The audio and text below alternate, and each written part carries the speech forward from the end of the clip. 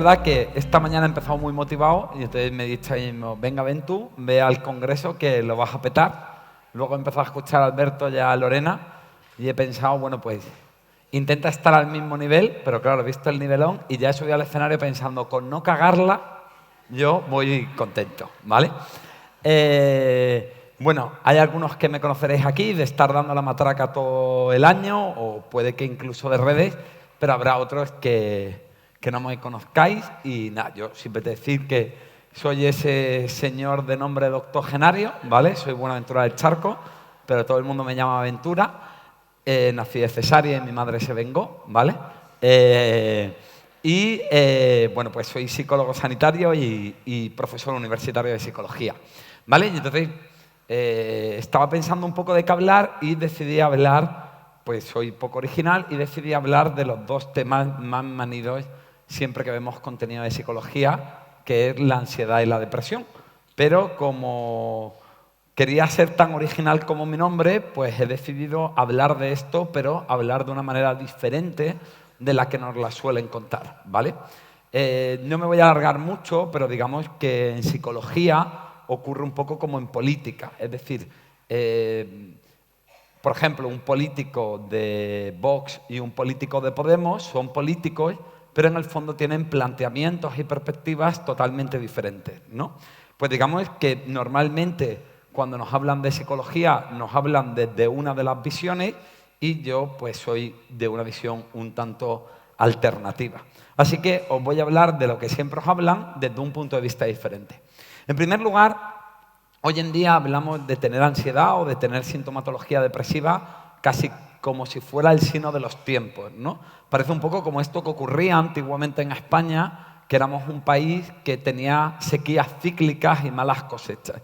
Es decir, hoy en día hemos normalizado totalmente el tener sintomatología o cuadros ansioso-depresivos. Y esto tiene una parte buena porque hemos reducido mucho el estigma, ya no es cosa de locos, ya entendemos que a todos nos puede pasar, pero hay algo interesante en esto que parece que nos hemos acostumbrado a que esto sea algo normal, pero la cuestión es que la ansiedad y la depresión no vienen de la nada. Es decir, tú no estás tan normal y de pronto un día te pica el mosquito que tiene el virus de la depresión como el mosquito que tiene el virus de la malaria. Entonces la pregunta es, ¿qué es lo que está ocurriendo en el tipo de sociedad que tenemos y qué es lo que ocurre en cómo estamos viviendo nuestras propias vidas que provoca que caigamos en un trastorno ansioso o en un trastorno depresivo?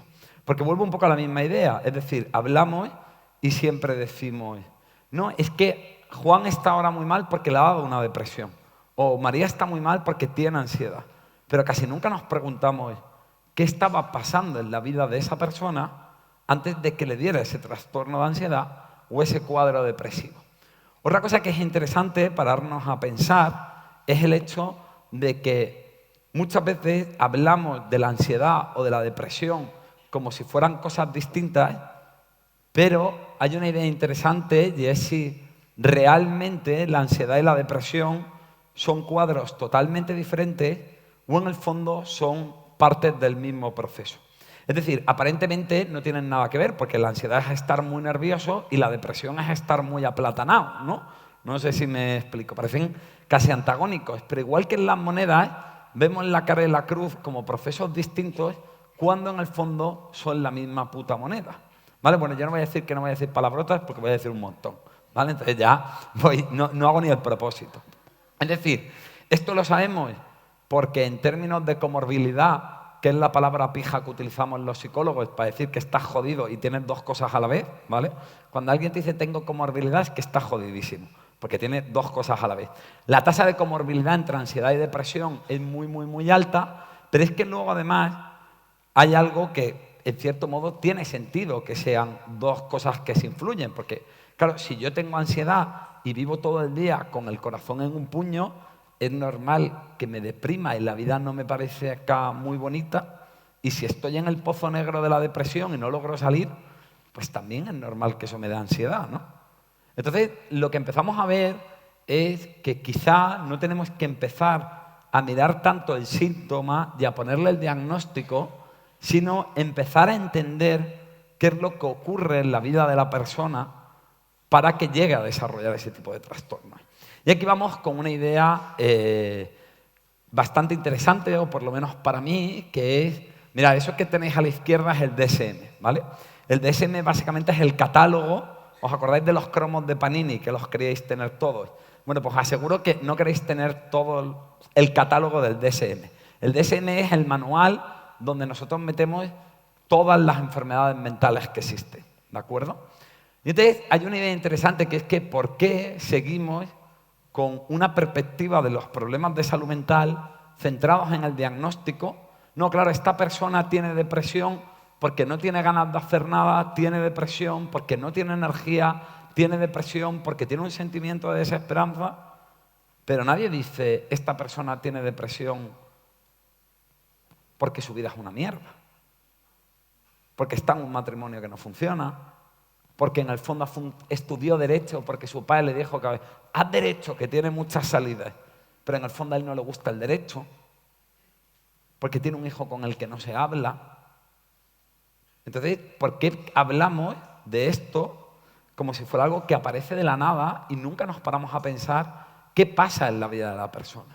¿Qué es lo que ha ocurrido en el sistema de salud, que hemos deshumanizado a los individuos y vemos diagnósticos y no vemos individuos? ¿Cuántas veces habéis ido a un médico o a un psicólogo y os ha preguntado algo como ¿tú quién eres? ¿Qué es importante para ti en tu vida? ¿Cuáles son tus valores y tus principios?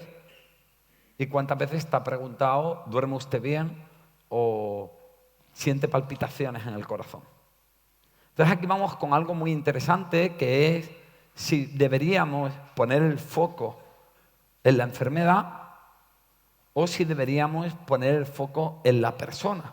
Y si realmente la única manera de entender por qué enfermamos y la única manera de ir al fondo del asunto no es centrarnos en el síntoma, sino es centrarnos en la vida del individuo y qué es lo que hace que ante mismas situaciones personas enfermen y personas no enfermen. El otro día estoy con un paciente aquí en la consulta de Marbella y me dice que él está bien porque a pesar de que sus padres han muerto en un accidente de tráfico, él lo lleva bien, pero su hermano ha desarrollado una depresión. Entonces, la pregunta es, ¿qué es lo que hace que haya una serie de individuos que viviendo la misma experiencia y además teniendo una carga genética similar, porque son hermanos, uno desarrolla una depresión y otro no desarrolla un cuadro depresivo? Y el problema que tenemos es que actualmente solo miramos el síntoma, pero no estamos mirando cosas como si esa persona se siente libre y elige lo que hay en su vida, porque no sé, llamarme loco, pero quizás si yo llevo una vida no elegida, pues es normal que me dé ansiedad, ¿no? Porque la ansiedad es la sensación de no control. Si no controlo mi vida, tengo ansiedad. Si en mi vida no elijo lo que yo quiero, estoy amargado y me deprimo. ¡Qué sorpresa! ¿Quién podía esperarlo? O sea, que llevas una vida de mierda y resulta que estás deprimido. O sea, vamos a llamar a científicos de la Universidad de Oxford, porque esto no había manera de preverlo, ¿verdad? Entonces, vamos a intentar volver a entender qué es lo que ocurre con las personas y vamos a empezar a replantearnos las cosas de manera diferente. Lo primero que yo creo que nos planteemos es si realmente el dolor es algo bueno o el dolor es algo malo, ¿vale? Os voy a poner un ejemplo que no va a pasar nunca, porque yo soy más vago que la chaqueta de un guardia, pero imaginaros que yo ahora me empezase a correr maratones, ¿vale? Y entonces yo ahora empiezo a correr maratones y me tuerzo el tobillo y el tobillo se me empieza a inflamar y me empieza a doler cada vez que apoyo el tobillo. Claro, si yo lo veo desde el punto de vista tradicional, eso es un problema, ¿no?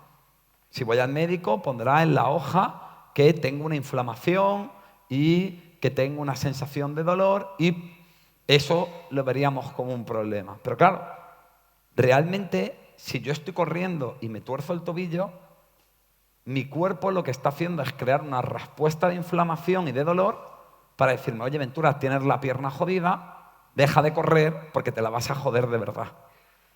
Entonces, esa pequeña inflamación y esa sensación de dolor es lo que crea, es la respuesta adaptativa que crea mi cuerpo para que yo deje de forzar y que se quede en una pequeña inflamación de tobillo, lo que si yo fuerzo acabaría siendo un esguince o una rotura de ligamentos. ¿Qué es lo que hemos hecho desde el modelo sanitario actual? Inventar el reflex. Que es que te echas reflex, sigues corriendo la maratón, tú ese día estás muy contento porque acabar la maratón y te acabas jodiendo el tobillo. Entonces, ¿la ansiedad y la depresión son el problema? ¿O la ansiedad y la depresión son las respuestas coherentes y adaptativas que crea nuestro cuerpo ante una vida que estamos viviendo de una manera inadecuada? La primera idea es que, como veis, igual que en el reflex, lo que estamos intentando, tanto desde la psiquiatría como desde la psicología, es matar al mensajero. Tú tienes ansiedad y te doy una pastilla que te ayuda a manejar la ansiedad, o te enseño técnicas de relajación o mindfulness, o te doy herramientas, que los psicólogos parecemos el Leroy Merlin, o sea, como que tenemos que tener muchísimas herramientas, ¿vale?, para manejar el problema. Pero nadie te pregunta, oye, ¿qué es lo que hay en tu vida que te da tanto miedo? ¿Qué ocurre en tu vida que no estás enfrentando y que intentas silenciar? Y que callas tanto que acaba convirtiéndose en una respuesta de ansiedad. La ansiedad es como el niño pequeño que cuando no le haces caso acaba teniendo una rabieta para que le hagas puto caso. La ansiedad es tu cuerpo diciéndote que tienes un conflicto con tu padre no resuelto. La ansiedad es tu cuerpo diciéndote que te tratas como el puto culo. La ansiedad es tu cuerpo diciéndote que permites que te traten mal en el trabajo. Pero claro, es un mensaje incómodo, ¿no? Porque, ostras, resulta, ¿no? El otro día me decía un paciente, bueno, mi padre no es tan malo, porque no era alcohólico y no nos pegaba, pero bueno, es verdad que ya han puesto el alumbrado de Navidad y yo estoy con ansiolíticos, ¿vale?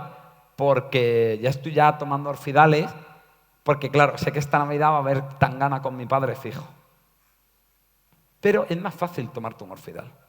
Es más fácil hacer una técnica de relajación que pararte a mirar lo incómodo.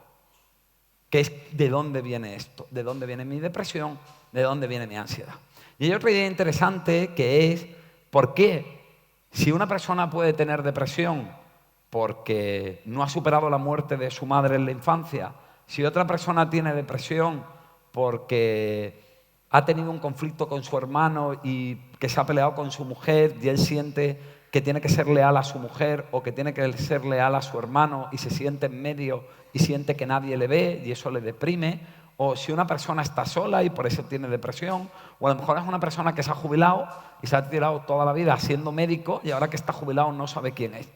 Fijaos en los orígenes tan distintos, pero a todos le ponemos el mismo nombre, que es depresión, y a todos le ponemos la misma solución, o tomar un antidepresivo, o intentar que el paciente vea las cosas más positivas, o intentar que el paciente haga cosas y no esté todo el día en casa. Entonces, si la ansiedad y la depresión tienen orígenes distintos, ¿por qué coño las tratamos todas igual? No tiene ningún sentido.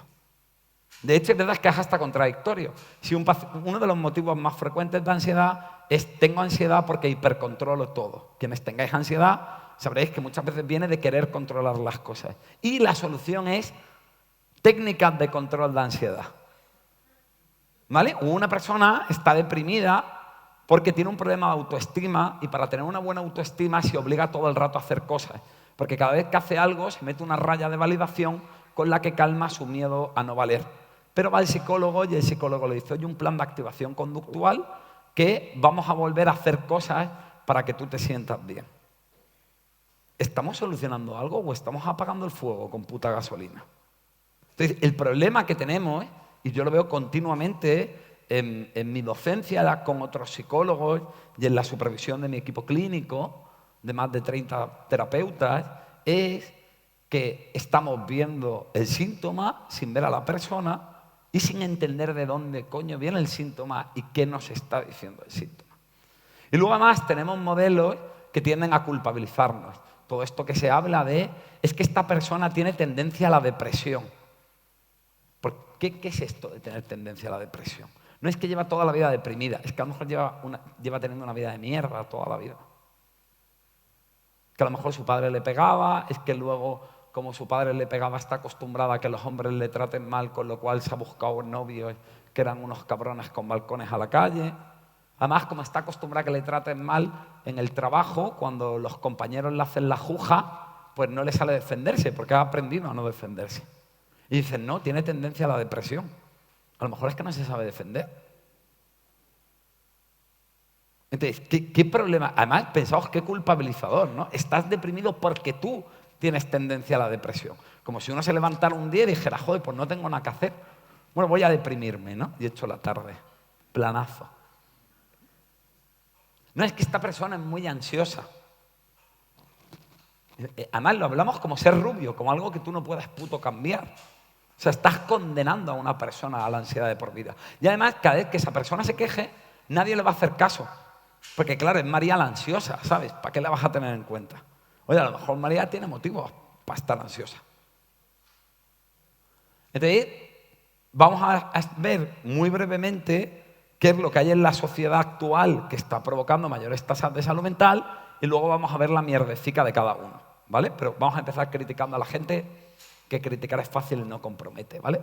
Lo primero que tenemos es, como uno de los factores clave, es que somos el momento en el que estamos más solos de la historia, ¿vale? Tenemos un profundo desarraigo. Tú antes eras el hijo de la Paqui y tenías unos vecinos que te conocían de toda la vida, que además todos hablabais el mismo idioma, erais de la misma cultura, te salías a la puerta de tu casa y te sentabas en la silla y hablabas con la vecina, conocías al camarero. Y ahora vas a un Starbucks donde cada 3 semanas cambian al personal, tu vecino de enfrente es un Airbnb y el de al lado se llama Abdul, que seguro que es un tío majísimo, pero es que no habláis el mismo puto idioma. Entonces tenemos un profundo desarraigo. Otro de los problemas que tenemos es lo que el filósofo Bauman denomina la sociedad líquida. Antes la vida era estable, el matrimonio era para toda la vida, el curro era para toda la vida. La familia era para toda la vida. Hoy en día tenemos divorcios, lo de las relaciones para toda la vida tampoco se estila mucho. Y bueno, lo de tener un contrato indefinido yo creo que ya suena a puta ciencia ficción, ¿no? Y además, esa inestabilidad, recordar que la inestabilidad genera ansiedad y la sensación de no pertenencia genera depresión, quizá tiene algo que ver, llamarme loco. Y Alberto ha hablado un montón de las redes, pero fijaos, él ha hablado de la influencia de las redes, pero no ha hablado tanto del contenido de las redes. Y lo que más tenemos en las redes es perfeccionismo. Somos una cultura que ha dejado de disfrutar para convertirnos en una cultura aspiracionista. Ahora lo que hacemos es buscar la perfección. Y lo que buscamos no es tanto repetir lo disfrutón, sino continuamente buscar cosas mejores. Mira, cuando yo era pequeño iba con mis padres a la Fontanilla, ¿vale? Todos los putos domingos. Y me pedía el mismo calzone boloñesa todos los putos domingos. Todos sabíamos lo que nos íbamos a pedir. Venía el camarero con la libreta por hacer algo, porque ya sabía lo que íbamos a pedir. Porque claro, todos sabíamos que era un momento de disfrute, todos sabíamos lo que venía. Y hoy en día lo que dices es, tío, vamos a probar otra cosa, lo mismo hay algo mejor. Y lo que me estoy perdiendo por comer lo de siempre, porque ya no nos importa disfrutar, lo que nos importa es sentir que lo estamos haciendo bien. Y sobre todo, colgarlo en redes sociales y que lo vean. Entonces, la pregunta es, ¿qué es lo que está pasando? Es verdad que en lo social no podemos hacer mucho, pero la pregunta sobre todo es, ¿qué es lo que está pasando en nuestras vidas para que se estén disparando las tasas de ansiedad y depresión? Y a lo mejor lo que encontramos es que, oye, una persona tiene depresión porque no se gusta y porque se está diciendo todos los días lo patético, lo feo, lo torpe, lo estúpido que es, y se trata como el puto culo, y otra persona tiene depresión porque siente que no le puede hablar a su pareja de lo que realmente le pasa. ¿Tienen los dos el mismo problema? El diagnóstico es depresión. Y la pregunta es, si yo no soluciono cómo esa persona se ve a sí misma y cómo se trata, o si yo no soluciono el problema de pareja que tiene, ¿creemos que es posible curar esa depresión? ¿O lo único que podemos hacer es acallar el síntoma, pero como el motivo de fondo está ahí, la patología va a volver, o simplemente lo que era depresión ahora va a ser ansiedad? Y eso explica la comorbilidad que tenemos entre los dos trastornos. Esta es la movida. La movida es que no nos pica el mosquito de la depresión. No nos pica el mosquito de la ansiedad. La ansiedad no es que te atropelle un día el coche en la calle y, oye, me he partido la pierna. No. La ansiedad y la depresión viene por lo que ocurre en nuestras vidas. Y es sorprendente lo poco que nos preguntamos, oye, ahora tengo una depresión, ¿qué está pasando en mi vida? Por ejemplo, hay una pregunta que yo le hago muchas veces a mis pacientes, que es, ¿por qué crees que tienes depresión en este momento de tu vida y no otro? Y me miran como un conejo cuando le ponen las largas en la carretera, ¿sabes? Me miran ahí, como diciendo, ¿qué coño? Enséñame a respirar. De verdad, si te llevas mal con tu marido, ¿eso se va a solucionar meditando? Entonces, ¿eso son soluciones o es cobardía disfrazada de tratamiento? Y además, yo también me lo pregunto, ¿no? Oye, todo esto de las herramientas, ¿mi abuelo cómo coño sobrevivió? Mi abuelo era un agricultor de Granada y él no tenía herramientas. Lo que pasa es que mi abuelo tenía tiempo para preguntarse más qué pasaba en su vida. Y tenía hábitos que le ayudaban a eso. Por ejemplo, cuando iba a misa, y no lo digo en el sentido del cristianismo, pero fijaos, la misa tiene una cosa que es que una vez a la semana te paras a pensar qué coño está pasando en tu vida. ¿Es verdad? ¿Qué le pides a Dios? Es una manera de identificar tus problemas. Si le digo a Dios, oye Dios, ayúdame con mi mujer, coño, tengo un problema con mi mujer. ¿Vale? Si cojo y le digo, oye Dios, gracias por mi hermano, que me ayuda mucho, no estoy identificando un recurso. A lo mejor le puedo pedir ayuda a mi hermano. A lo mejor le puedo decir a él cómo lo hace, que su mujer se ve muy contenta. ¿Vale? Ahí ya os reís y estáis pensando otras cosas, ¿eh, Golfoy? ¿Vale? Entonces, y luego hay otra cosa que, bueno, que a qué le pido perdón a Dios, que es verdad que al cristianismo se le va un poco la olla con lo de la culpa, pero bueno, quizá también está bien que pensemos, oye, lo mismo estoy siendo un poco hijoputa en algo y está bien darme cuenta y cambiarle una mejica. Entonces, el problema que tenemos ahora es que no nos gusta ver lo que pasa en nuestras vidas. De hecho, a mí, la gente siempre me dice, oye, dime lo que tengo que hacer para dejar de estar deprimido.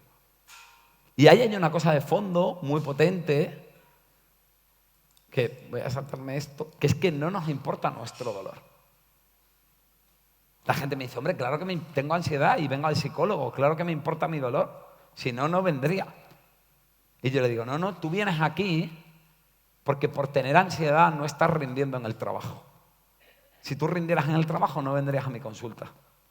Porque para llegar a tener ansiedad o llegar a tener depresión, en un porcentaje muy pequeño es que de pronto te ha pasado algo muy jodido, que puede ocurrir, como lo que os ha hablado Lorena, pero la mayoría de las veces es que hay algo que lleva pasando en tu vida que tú no has tenido los cojones de mirar desde hace bastante tiempo. Y de pronto, la ansiedad y la depresión. Entonces yo le digo, mira, esto es como este tío tiene un mulo y le da alfalfa ecológica, lo tiene en una cuadra con suela radiante, lo lleva al mejor veterinario y todo eso lo hace para que el mulo esté en un estado óptimo para tirar del arado. ¿Le importa el mulo? ¿O solo quiere que el mulo funcione? Entonces, cuando la gente está mal, lo que yo encuentro la mayoría de veces es que no le importa el dolor, lo que le importa es que no funciona. Lo que le importa es que tiene ansiedad y la gente se lo ve, lo que le importa es que se siente mal porque no lleva a sus hijos al parque, lo que le importa es que está engordando porque como tiene ansiedad le da por comer, lo que le importa es que como no duerme bien luego en el trabajo no rinde. Oye, que está bien que te importe tu trabajo, está bien que te importen tus hijos, pero a ti tu dolor te la suda. Tú lo que quieres es funcionar. Por eso a la gente le encantan los tratamientos que simplemente nos ayudan a funcionar. Pero es que si vemos la definición de salud de la Organización Mundial de la Salud, nos dice que una persona sana es aquella que tiene un estado biopsicosocial, que queda muy bonito, que le permite cumplir con sus obligaciones familiares, laborales y vitales de manera funcional. Conclusión, que si tú funcionas, no importa una mierda que no le veas sentido a tu vida. Si tú funcionas, no importa una mierda que no seas feliz. Y si tú funcionas, no importa una mierda que no hayas superado que tu padre se murió cuando eras pequeño. Este es el modelo sanitario que tenemos. Y esta es la mentalidad que tenemos todos. Y a mí mis pacientes me dicen, no, pero yo lloro cuando me veo mal. Lloras cuando te ves mal de desbordamiento, lloras cuando te ves mal de coraje por verte triste. Pero no lloras conmovido, no dices pobre de mí. La mayoría de la gente que tiene ansiedad y depresión lo que te dice es soy gilipollas porque me deprimo, porque tengo ansiedad, porque me lo tomo todo muy a pecho. A mí muy rara vez me dice alguien, y llevo 15 años dedicándome a esto 30 horas a la semana, joder, es que estoy mal y me doy pena. De hecho, dar pena lo vemos como algo patético. Hostia, pues si estás jodido y no te das pena tú y la gente de tu entorno, no te quieren una mierda. Pero lo único que nos importa es funcionar y salir muy bonitos en redes. Entonces, además, otra cosa muy interesante es que cuando una persona tiene la gripe, no intenta hacer una vida como si no tuviera gripe. Yo cuando tengo gripe entiendo que me tengo que quedar en la cama, tomarme una sopica y estar ahí con la cara de... ¿no? Es muy bonito que estoy yo ahí con la gripe, le dan una manta que parezco ET. ¿Vale? Pero cuando tenemos depresión... O sea, y todo el mundo vería estúpido que yo con la gripe me vaya a correr una maratón, me bañe en la playa en invierno o vaya despechugado y echándome agua. Diréis, coño, que te vas a poner peor. Todo el mundo vería absurdo que yo fuera a CrossFit y a entrenar con 39 de fiebre. Pero claro, teniendo depresión, evidentemente tengo que ir a mi boda, a la boda de mi prima segunda, la del pueblo. ¿Verdad? Y teniendo ansiedad, ¿cómo me voy a pedir una baja laboral por ansiedad? ¿Qué mariconada es esta? Entonces, fijaos la poca aceptación y el miedo que le tenemos a ser coherentes con lo que nos pasa. Y es que lo coherente cuando tienes ansiedad o depresión es que no tengas ganas de hacer nada. De hecho, a lo mejor llamarme loco, cuando yo tengo una depresión y mi cuerpo me pide estar en mi casa, pensando y dándole las vueltas a todo, a lo mejor es mi cuerpo diciendo, oye, hay algo en tu vida que no funciona, en vez de distraerte, quédate en tu puta casa y ponte a pensar qué coño pasa en tu vida que no están mirando y atendiendo. O a lo mejor la ansiedad es que yo no paro de currar, no paro de decir sí a todo porque quiero quedar bien con todo el mundo, porque no pongo límites y es mi cuerpo diciendo, tío, tienes que parar de una puta vez. Y como tú no sabes decir que no, yo te voy a dar ataques de ansiedad para que pares. Entonces, a lo mejor lo que estamos viendo como problema es simplemente nuestro cuerpo intentando decirnos que hagamos algo de una puta vez con lo que pasa en nuestra vida. Porque lo que nos encanta es esto. Lo que nos encanta es no ver, no oír y no decir cosas incómodas. Ah, no es para tanto. Bueno, un día lloras y en vez de decir, oye, ¿yo hoy por qué he llorado? ¿Yo hoy por qué me he roto? Piensas, tuve un día tonto. Porque nos calma, porque oye, si digo que no he tenido un día tonto y empiezo a mirar, lo mismo empiezo a darme cuenta de cosas que no me molan. Y lo mismo eso implica tener que hacer cosas. Por ejemplo, una cosa muy habitual en los trastornos de ansiedad es la culpa. ¿Sabéis para qué sirve la culpa? Para no pelearme. Claro, si yo ahora aquí que estoy haciendo esto no va a ocurrir porque Alejandro, el concejal de Sanidad, es un buenazo. Pero imagínate que me dice Alejandro, vaya puta mierda de congreso, tío. Que salvo por la última ponencia, las dos anteriores han estado geniales, ¿vale? Yo hoy tengo dos opciones. Hay una de decirle, oye Alejandro, pues no me parece justo, nos vemos en la calle, a ver si me lo dices, ¿vale? Bueno, y tener una discusión con él, o puedo culpabilizarme y decir, claro, que es verdad, qué tonto soy. Pues y eso me protege de la culpa, me protege del conflicto. Pero claro, yo sigo aguantando que Alejandro me trate mal. Y encima además me siento culpable.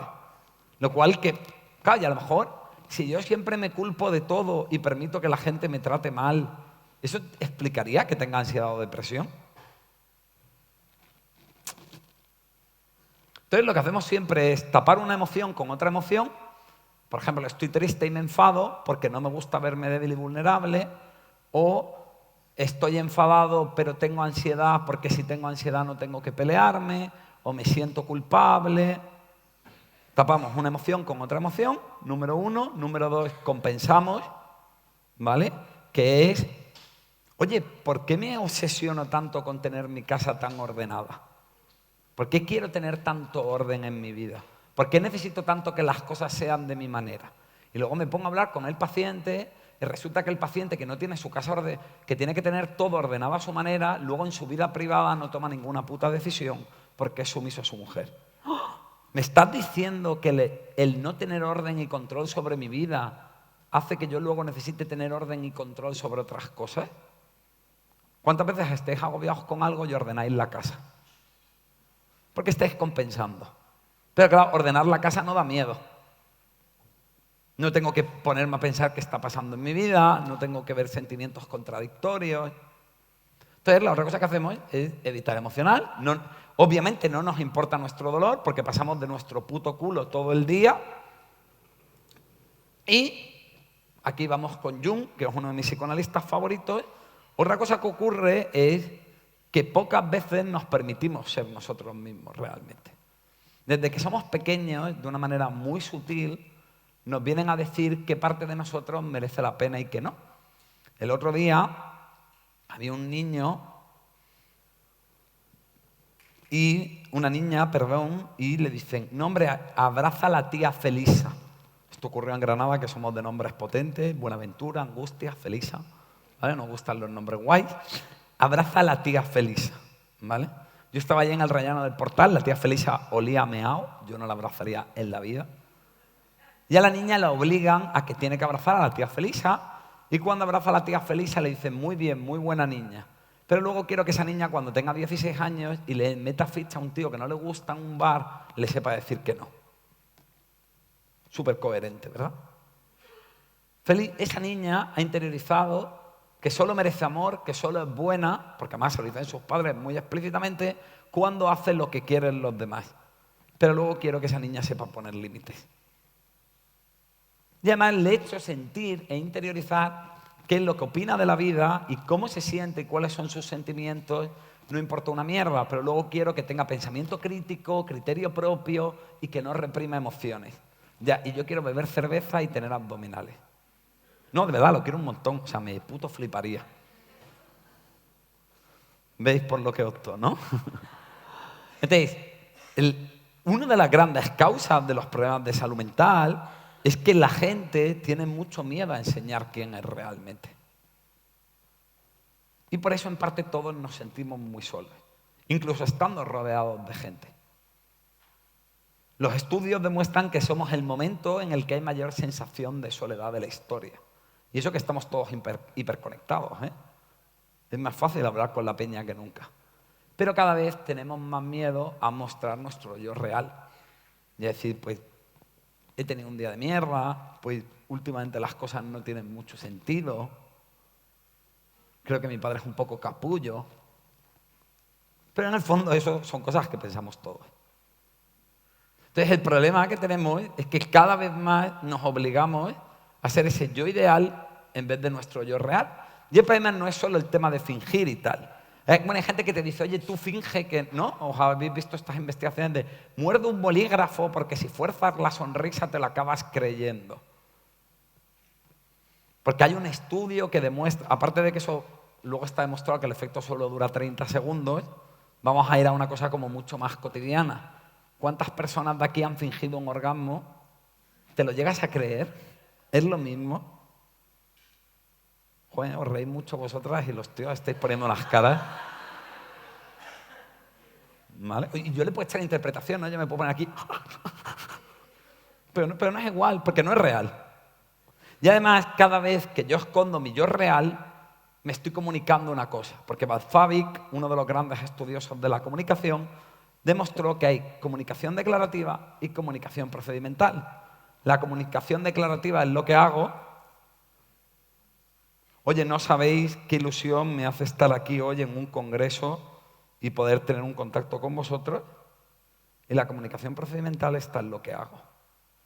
¿Qué os habéis creído? ¿Mis palabras o mi acto? Entonces, ¿qué me estoy comunicando a mí mismo cuando siempre escondo mi yo real? Que no valgo, que eso es inapropiado, que me tengo que avergonzar de eso, que no soy libre de elegir en mi vida, que mi vida está para cumplir y contentar a otros.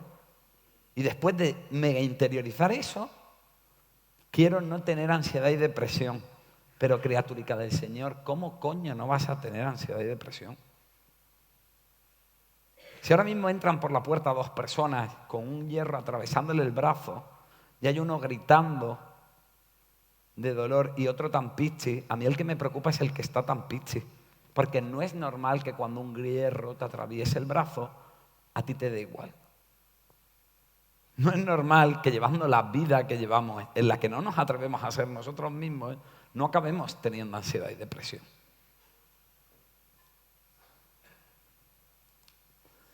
Otra de las grandes cosas que acaba ocurriendo en terapia es que siempre hay un conflicto interno. Siempre, paraos a pensarlo. ¿Cuántos de vosotros tienen como 2 vocecitas en la cabeza? Una que le dice, papá es un capullo, como mi paciente, y otra que le dice, no, hombre, papá no es tan malo. Una que le dice, eres digna de amor y cariño, y otra que le dice, eres un poco mierdecilla. El problema que tenemos es que normalmente las 2 partes de la silla, esto es una técnica que se hace con evidencia empírica, que es la silla vacía, que sirve para entender mis partes y ponerlas como a negociar, ¿vale? Suena un poco raro, pero funciona. Y lo que ves normalmente es que las 2 sillas tienen una razón de ser. Las 2 partes te están diciendo algo importante, porque yo puedo querer a papá y tener un conflicto. Porque lo cortés no quita lo valiente. Y porque yo puedo tener cosas en mi vida que me hacen ser feliz, pero tengo otras que son una puta mierda. El problema es que como nos da miedo, lo que hacemos es darle la razón a una voz y reprimir la otra. Porque no nos atrevemos a decir, oye, esta otra parte ¿de dónde viene? Estar en contra de una parte de ti es tan estúpido como si yo decido estar en contra de mi pierna izquierda y me dedico a clavarle cuchillos. Porque en el juego de la autocrítica yo soy el verdugo, pero también soy la víctima. Yo soy el que empuña el hacha, pero también soy el que pone el cuello. Entonces, ¿cuántas veces nos criticamos sin darnos cuenta del impacto que tiene esa crítica en nosotros? Y no solo criticarnos, ¿cuántas veces decimos, uff, qué bien, no he dormido esta noche, pero he hecho el informe, el jefe no me va a regañar? Y no nos paramos a pensar en cuánto he sufrido yo no durmiendo haciendo el puto informe. Bueno, venga, he ido a este plan, mis amigas están contentas y no me paro a pensar, oye, ¿cómo me siento yo cuando tengo que hacer cosas que no me apetece porque si no mis amigas no me hablan? ¿Son realmente mis amigas? Porque es que ya ahí abrimos un camino que acojona. Entonces preferimos prostituirnos y obligarnos a cosas que no queremos. Porque la realidad es que la mayoría de la gente que estamos aquí vivimos como una puta. Una puta tiene que cumplir. A nadie le importa si la puta disfruta. Nadie mira el impacto que tiene lo que se obliga a hacer la puta. Y lo único que importa es que la puta haga bien su trabajo. Si disfruta, no disfruta, se siente bien, no, a nadie le importa mucho. Pero lo peor es que nuestros propios proxenetas somos nosotros. Luego queremos no tener ansiedad y depresión. Quizá le estamos llamando ansiedad y depresión a algo que es la consecuencia de otro proceso que en el fondo es cobardía. Que en el fondo es que no nos atrevemos a mirar lo que somos. Que es que en el fondo somos muy poco leales a nosotros mismos y nos vendemos muy barato. Y no es culpa nuestra, porque si nos pasa a todos no vamos a ser todos unos cobardes. ¿Será que la manera en la que nos educan? ¿Será que la forma en la que nos tratan de pequeños? Porque un niño cuando se enfada y dice que algo no le gusta, le decimos que es malo. Y nunca le preguntamos, oye, ¿por qué te has enfadado? Entonces la cuestión es que podemos seguir, desde mi punto de vista, haciendo el gilipollas, y esto sobre todo lo digo para los sanitarios que hay en la sala, y intentar bajar la fiebre, intentar quitar el síntoma, la ansiedad y la depresión, pero no quitar la herida. O sea, ¿quién cree? O sea, cuando tú tienes fiebre entiendas que te pasa algo, porque tu cuerpo no va a generar fiebre por la cara. Y todo el mundo entiende que hay que curar la herida, y cuando curo la herida bajará la fiebre. Pero todo el mundo quiere controlar la ansiedad, todo el mundo quiere tener ganas de hacer cosas y controlar el pesimismo, pero nadie quiere curar la herida que provoca esa fiebre. ¿De verdad creéis que hay un tratamiento eficaz si yo te doy una pastilla que te baja la fiebre, pero no te curo la herida? ¿Sabes qué es lo malo de la puta herida infectada? Que hay que rajarla hay que ver el push y hay que sacarlo y hurgar. Y eso da bastante miedo. Entonces, creo que lo que tenemos que empezar es a no anestesiarnos del dolor, pero claro, para vivir con dolor, que es inherente a la vida, porque el que renuncia al dolor renuncia a la vida, tenemos que encontrar un motivo. Tenemos que encontrar una razón profunda. Y eso no viene en una técnica, eso no viene en una medicación. Cuando mi madre se estaba muriendo de cáncer, 18 meses después de que lo hiciera mi padre, y yo tenía 22 años, yo iba todos los días al hospital y veía a mi madre que tenía el cráneo hundido porque había tenido metástasis en el cerebro y le habíamos tenido que extirpar una parte, que olía podrido por la radioterapia, que ya no podía hablar porque había perdido la capacidad del lenguaje. Y yo allí le cogía la mano y lloraba.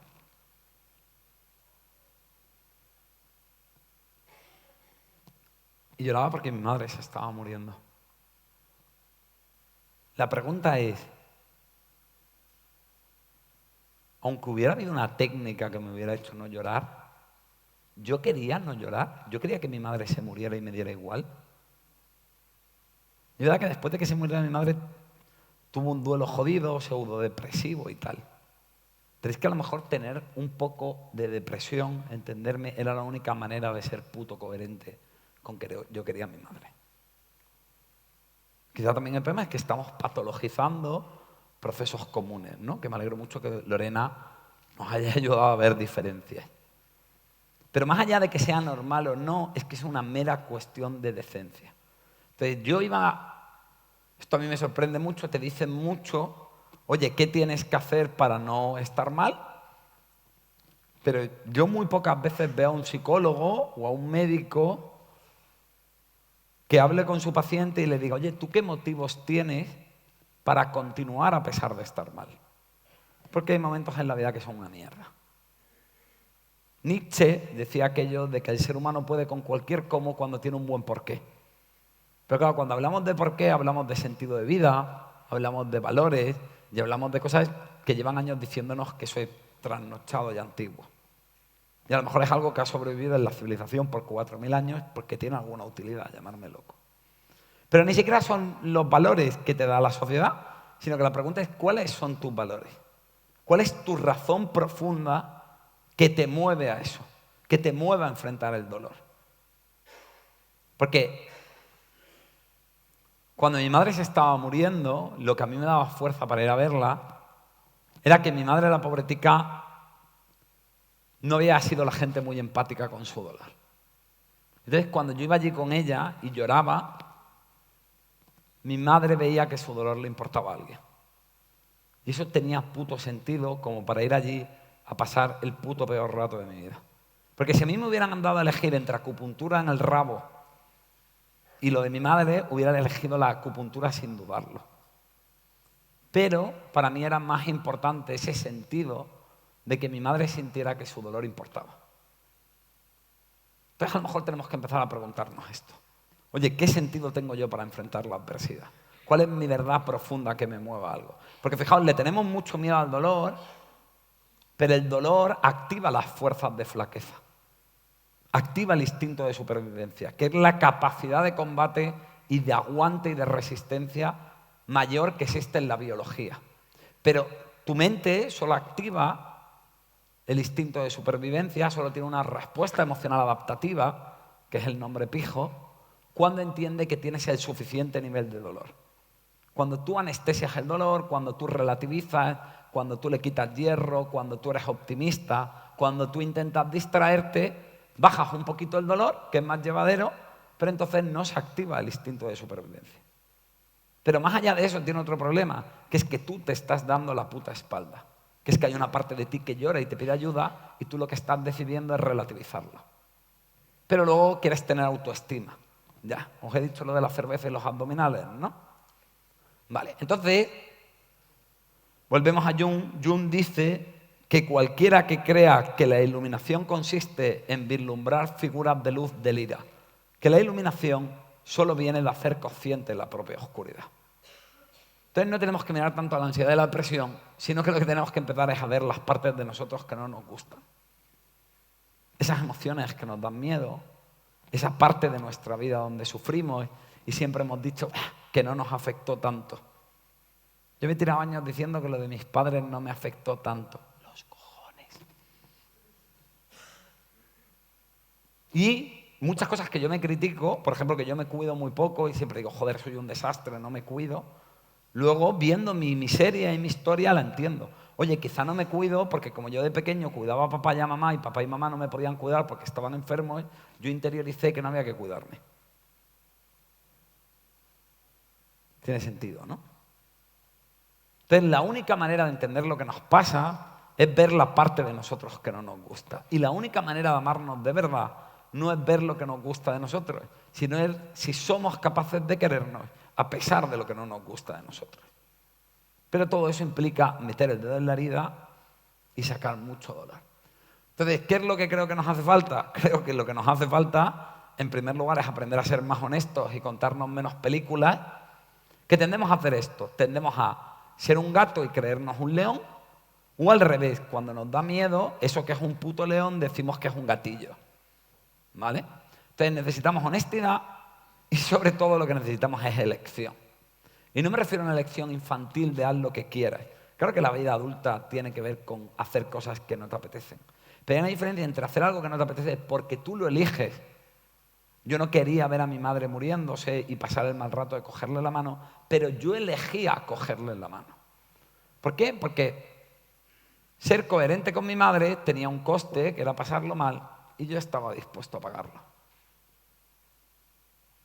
Las personas nos instalamos en la queja sin ver que muchas veces elegimos las. ¿Cuántas veces en vuestra cabeza decís tengo que? ¿Y cuántas veces os paráis a pensar si ese tengo que encaja con un yo elijo? Y muchas veces lo vais a elegir. Pero coño, si adulto cuando lo eliges, deja de puto quejarte, porque es tu puta decisión. Y deja de torturarte y entiende que ese es el precio que pagas. Pero es que te vas a dar cuenta de que hay otro montón de cosas a las que te estás obligando que en el fondo no eliges. Claro, si yo tengo 20 unidades de capacidad de soportar cosas que no quiero y gasto 15 en un trabajo que me amarga, ya no me quedan puntos de aguantar para aguantar a la mujer de mi hermano, que es un poco subnormal. Y entonces luego en la mujer con mi hermano lío el pollo y digo, es que no tengo autocontrol. No, es que estás comiendo mierda a cucharadas, hijo mío. Lo que pasa es que no hacemos la contabilidad. Y además cuando la vemos de manera muy segmentada. No es que no tengo fuerza de voluntad porque no voy al gimnasio a entrenar. Y resulta que aguantas a tu madre que es pesadísima, resulta que estás en un trabajo que no te mola, resulta que... Entonces necesitamos tener una buena contabilidad interna y ver qué elegimos de corazón y qué hacemos por interpretar al personaje. ¿Qué hacemos por el miedo a que no nos quieran? Entonces, mi mayor consejo en salud mental es siempre mira tu puto dolor, todos los días. Ventura, es que me estás diciendo que sea pesimista. No, te estoy diciendo que te trates con decencia. Porque si hay una parte de ti que llora, si hay una parte de ti que tiene ansiedad y tú la ignoras, muy bonito contigo no eres y mucho no te importa tu dolor y tu mente actuará en consecuencia. Si no me importa mi dolor, me sobrecargo. Si no me importa mi dolor, ¿para qué me voy a esforzar? Si no me importa mi dolor, me pisan el cuello y no pongo límites, porque nadie pelea por algo que no tiene valor. Lo que permitimos en nuestra vida es la consecuencia de la relación íntima que construimos con nosotros. Y hay pacientes, el otro día me decía una paciente, joder, es que mi madre me ha enseñado a tratarme así. ¿Vale? Y yo la miré y le dije, ya, pero que tu madre no te ha enseñado a hacer botellón, ni a perrear hasta abajo. Ya has aprendido, porque tenías interés. Pues eso. Entonces hay que mirar el dolor, porque el dolor nos da información. Oye, estoy triste, ¿qué ha pasado hoy para que esté triste? Pero preferimos decir, va, un mal día, un día tonto. Me voy de cerveza con los colegas y se me pasa un paseo por el paseo marítimo, luego me tomo un pincho de tortilla en Gaspar, claro que estás en la puta gloria, porque es que eso es buenísimo. Pero lo que estás haciendo es tapar el dolor. Así que mi mayor consejo es mirar el dolor todos los días, pero mirarlo sin juzgarlo, sin criticarnos por ello, sino intentando entender qué nos está diciendo el dolor. Lo siguiente que es en lo que yo creo que ayuda a una terapia de verdad. Las terapias que te dan herramientas y que no cambian nada en la vida real, a mí me parece que no son terapia. La terapia de verdad es la que te ayuda a entender en lo que estás siendo incoherente en tu vida y te ayuda a tomar decisiones. ¿Vale? La terapia, esto me lo dijo un profesor mío, no es lo que ocurre en la sesión, es lo que ocurre entre las sesiones. ¿Vale? Entonces, la siguiente idea es tomar decisiones. Probablemente si tienes depresión o tienes ansiedad, hay cosas en tu vida en las que te estás obligando. Hay cosas que tú no quieres de corazón. Hay cosas que tienen un precio que tú no estás dispuesto a elegir. O probablemente tienes mucha mierda reprimida del pasado. La siguiente idea, mirad qué mirada tan bonita que tiene Sartre. Bueno, pues Sartre puede parecer que no lo ve claro, pero Sartre, el filósofo existencialista francés, lo veía jodidamente claro. Y él dice, el hombre está condenado a ser libre.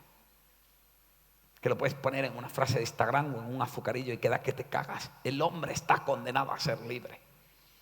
Y yo le digo, oye, Sartre, pero yo no elegí que mis padres se murieran. Y yo no puedo no trabajar, porque si no trabajo, me muero de hambre. Entonces, tan libre no soy. Pero hay una libertad subjetiva. Yo no puedo elegir lo que me pasa, yo no puedo elegir que mi madre se muriera, yo no puedo elegir cómo me hace sentir, yo no puedo elegir que eso me llenara de miedo y de tristeza, pero podía elegir una cosa, que era cómo quería posicionarme ante aquello que ocurría. Y no estoy hablando de actitud y de ser positivo y todo esto, que a mí me parece un juego cruel e inmoral decirle a la gente cuando se le está muriendo su madre que tiene que tener actitud. Tú lo que tienes son 2 hostias, ¿vale?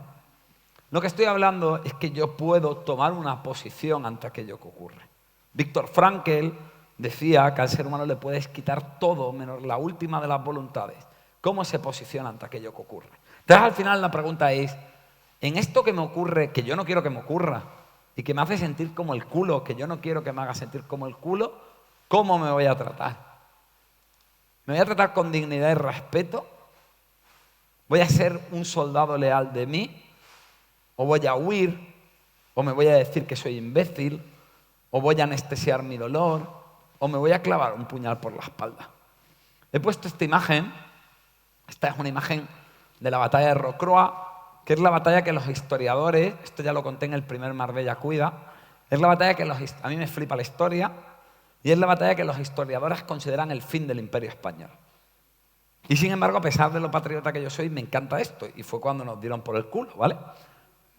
¿Y esto por qué es? Porque, bueno, cuando ocurre esa batalla, España pierde contra Francia y quedan unos viejos soldados del tercio de Cartagena. Entonces el mariscal francés manda a parlamentar a un emisario y le dice a los soldados del tercio, a los que Auguste Pérez Reverte, se supone que es donde muera la triste, y entonces le dice a los emisarios, oye, esta batalla está perdida, sois buenos soldados, yo no voy a tener una victoria mayor por matar a 2000 buenos soldados. Iros a casa y aquí paz y después gloria. De hecho, en aquella época lo que lo petaba era quedarte con las banderas del enemigo, porque era como memeado, ¿no? En él. Y le dijo, no, pero es que os vais a volver con las banderas porque no sería justo que dijeseis que sois buenos soldados, malos soldados. Entonces los españoles, que ya no quedaban oficiales al mando porque habían muerto todos en combate, se reunieron y parlamentaron. Y la respuesta que le dieron pasó a la historia, y es que le dijeron, se lo agradecemos a vuestra excelencia, pero esto es un tercio español. Y lucharon todos y de los 2000 solo sobrevivieron 2. Claro, aparentemente dicen, vaya gilipollez, ¿no? Pero se trataron con dignidad y respeto. Fueron coherentes con un sentido de vida, que era que ellos pues, creían en su país, habían elegido una vida de milicia. Y es que a lo mejor el problema que tenemos en el mundo moderno es que solo hacemos las cosas si van a salir bien, si me voy a sentir bien. Yo digo muchos pacientes míos que me dicen, ¿para qué voy a discutir con mi hermano si no va a servir de nada? Por dignidad. Mira, a mí cuando me hicieron bullying de pequeño, como veis no soy muy grande, ¿vale? Y me llamaba Buenaventura, eso no pintaba bien, ¿vale? Y entonces yo permití muchas humillaciones. Pero hubo una época en la que yo plantaba cara. Me partieron la cara 2 o 3 veces y ya se me quitó la valentía. Pero de esa época de mi vida, los únicos momentos que recuerdo con orgullo y respeto de mí mismo fueron los momentos en los que planté cara. Y recuerdo un día que miré al que más me hacía bullying y pensé, me vas a partir la cara, pero una hostia te la llevas. Uy, está hablando de violencia y no sé qué, pensad lo que queráis. Pero yo decidí que yo me iba a tratar con dignidad y con respeto. Entonces la pregunta es, ¿no lo hacéis porque no va a funcionar? ¿No lo hacéis porque no va a salir bien? ¿Ese es vuestro amor y vuestro cariño? ¿Os imagináis un soldado que diga, Señor, yo lucho solo si vamos a ganar la batalla, Señor? ¿Creéis que ese soldado ama a su país? ¿Confiaríais en ese soldado? Entonces, ¿cómo vais a tener autoestima y seguridad en vosotros mismos si no tenéis esa actitud? La pregunta es si sois soldados leales y amorosos de vosotros mismos. Y luego la otra cosa que voy a decir, que ya lo han dicho, es que es verdad, otra cosa importante es cuidar los vínculos. Quedar con gente que queremos, estar con ella y compartir tiempo. Sobre todo porque si nos atrevemos a sacar al yo real y en vez de decirte que todo va bien, te digo, pues estoy con un bajón que te cagas. Y el otro, en vez de decirle, sé positivo, o de intentar darle un consejo que no va a servir de una mierda, le dice, oye tío, pues lo único que puedo ofrecerte es un hombro sobre el que llorar. Lo único que puedo hacer es cogerte la mano en la cama mientras mueres. Fritz Perls, mi psicólogo favorito, dice que el ser humano enferma y renuncia a su tendencia a la felicidad por la fobia al dolor. No hacemos lo que nos da miedo y para protegernos de lo que duele nos sometemos a una vida de mierda. Y para acabar os voy a contar la sesión más dura de mi vida. Mira, yo esto lo cuento en uno de mis libros. En este curro ven muchas cosas, ¿vale? Yo he tenido pacientes con abuso sexual con zoofilia cuando eran niños por parte de sus padres. He tenido pacientes a los que le han hecho bullying. He tenido pacientes en los que en un accidente de tráfico perdieron a su familia de manera dramática.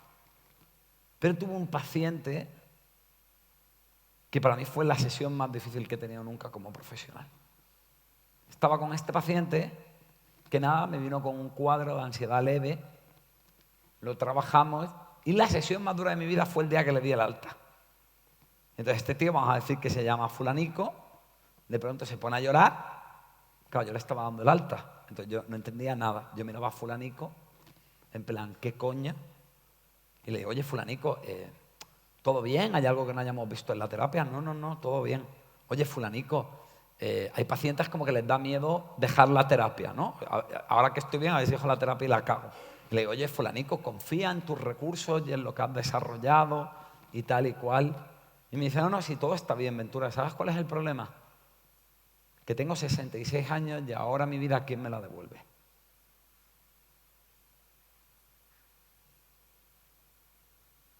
Desde que hemos empezado la terapia, soy mucho más yo y tengo una relación mucho más bonita con mis hijos. Pero mi hija ya tiene una 25 años y otra 30 y se van a ir de casa y hacer su vida y entiendo que tiene que ser así. Pero creo que, aunque ahora haya habido un acercamiento, la distancia física va a hacer que sigamos separados. Y me he tirado toda la vida en un curro, el tío era traductor de instrucciones de electrodomésticos, súper divertido, ¿vale? Simplemente porque me daba estabilidad. Pero en el fondo yo no quería hacer esto.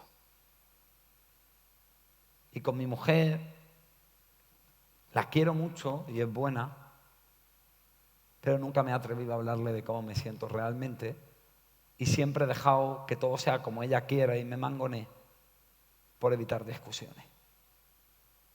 Hostia, y esto es muy jodido, porque cuando un paciente tiene un trauma yo puedo hacer una técnica y crear una experiencia emocional correctora donde curo la herida del trauma y a la persona que tiene bullying le puedo enseñar a ser asertiva para que no le vuelva a ocurrir. Pero a este tío le miré, me puse a llorar, le di un abrazo y le dije que lo sentía mucho. Porque en la psicología no hay un remedio para la vida no vivida. Entonces lo único que os puedo decir es que la felicidad y el bienestar es proporcional al ajuste es decir, al nivel de coherencia entre lo que yo hago para que eso ocurra en mi vida y peleo por mí. Fijaos, no estoy diciendo en cuánto lo consigo, sino está entre lo que hago, salga bien o salga mal. Greenberg ha demostrado, que esto se llama ajuste, que el bienestar humano no depende tanto de que nos salga bien la vida. De hecho, hay gente que tiene una vida de puta madre y está amargada. Y gente que tiene una vida de mierda y es muy feliz. Lo que marca la clave es la coherencia.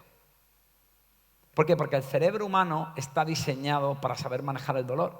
Pensarlo, somos un bicho de 300.000 años. Las mujeres morían en el parto. Se te clavaba una astilla en el pie y no te la podías quitar. Pasabas hambre, había sequías, pasabas frío. Pero lo que era el ser humano antiguamente es que era jodidamente coherente. Porque no había tanta presión, porque no nos decían tanto como teníamos que ser, porque hasta que no surge la cultura no hay algo que te diga tienes que querer a papá y a mamá, honrarás a papá y a mamá. No, el ser humano era 100% coherente. Entonces, desde un punto de vista darwinista, nuestro cerebro está diseñado para saber manejar el dolor, pero no para saber manejar la incoherencia.